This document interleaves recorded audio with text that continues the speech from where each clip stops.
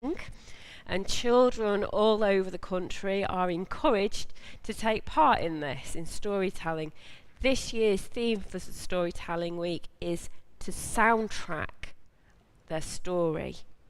And I really love that phrase. It's playful, but it's also surprisingly profound. It suggests that every life has a rhythm, a melody, a beat that it carries along. And when you think about it, that's actually true. Every one of us has a soundtrack, even if we've never thought of it in that way before.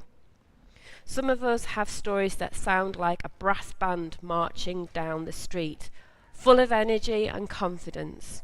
Some of us have stories that sound more like a quiet folk song, gentle and reflective. Some of us feel like our soundtrack is still being composed. We're waiting for the next verse, the next chord, the next shift in tempo. And some of us feel like the volume's been turned down for a while, like life has pressed pause or muted us without warning.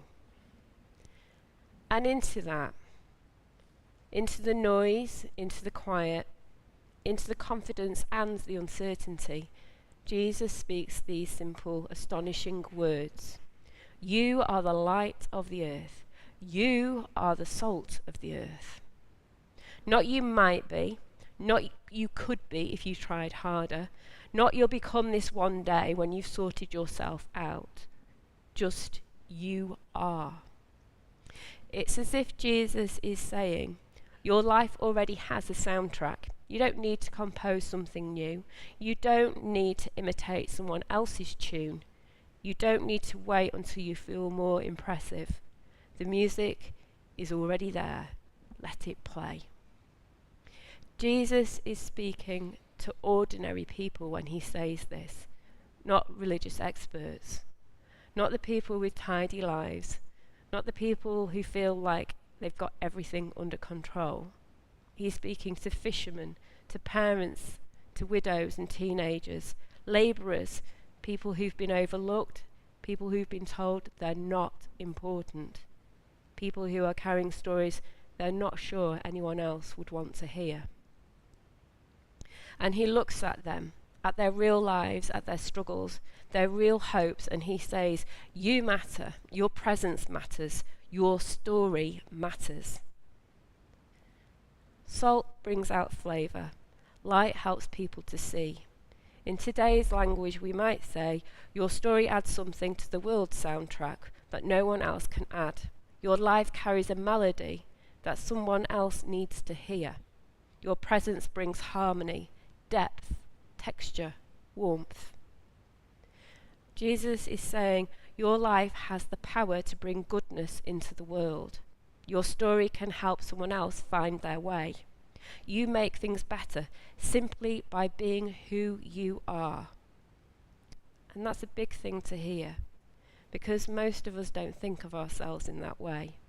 Most of us think our story is just too ordinary or messy or unfinished or too painful or too complicated. We think, who would want to hear this? Or my story isn't as impressive as theirs. We compare ourselves to people who seem more confident, more sorted, more articulate, more spiritual, and we shrink a little. We dim the light. We turn the volume down on our own soundtrack. Jesus knows this. That's why he talks about hiding the light. He knows how easy it is to downplay who we are. He knows how quickly we can convince ourselves that our story doesn't matter. A lamp under a basket doesn't stop being a lamp. It just doesn't shine. And many of us have learned to hide parts of ourselves. We've learned to speak in safe tones. We've learned to offer an edited version of our story, the version that won't make anyone uncomfortable, the version that won't reveal too much. But Jesus doesn't ask for a polished story. He asks for an honest one. And here's the beautiful thing.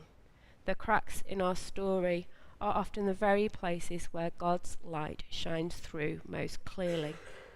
A cracked lantern still shines, sometimes more beautifully because the light escapes in unexpected places.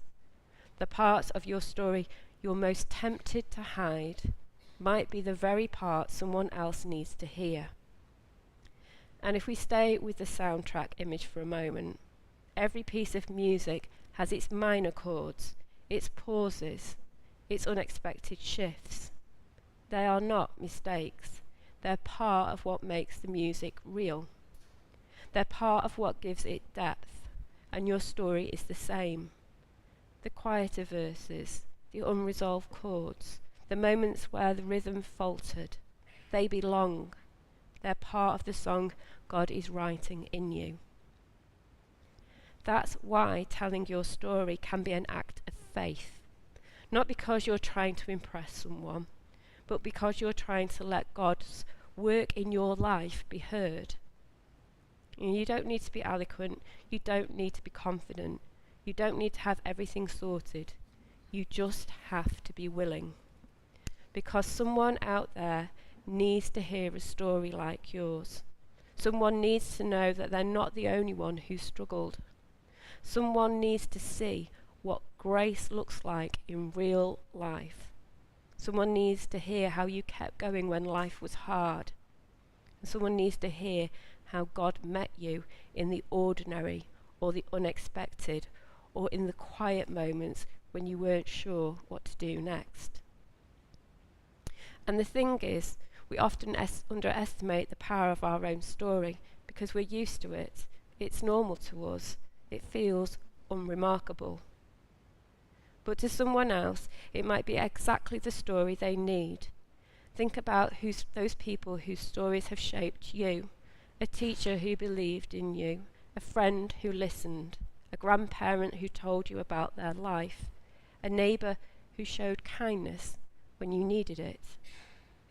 They probably didn't think they were being salt and light. They were just living their story with honesty and kindness, and yet their story became part of yours. In musical terms, they added a harmony to your soundtrack. They added a rhythm you could walk to. They added a lyric that you still remember. And in the same way, your story can become part of someone else's soundtrack. Jesus ends the passage by saying he hasn't come to abolish the law, but to fulfill it, to bring God's story into its next chapter. And the astonishing thing is that God chooses to write that chapter through people just like us. People who feel ordinary, through people who feel unsure, through people who think their story is too small or too tangled, and people who are still figuring it all out. Your story becomes part of God's story. Your light becomes part of God's light. Your small act of goodness becomes part of God's healing in the world. You don't have to have the whole story. You don't need to fix the world. You don't have to carry the weight of every need. You just have to shine your part. You just have to offer your flavour. You just have to let your soundtrack play. And maybe that's the invitation for us this week.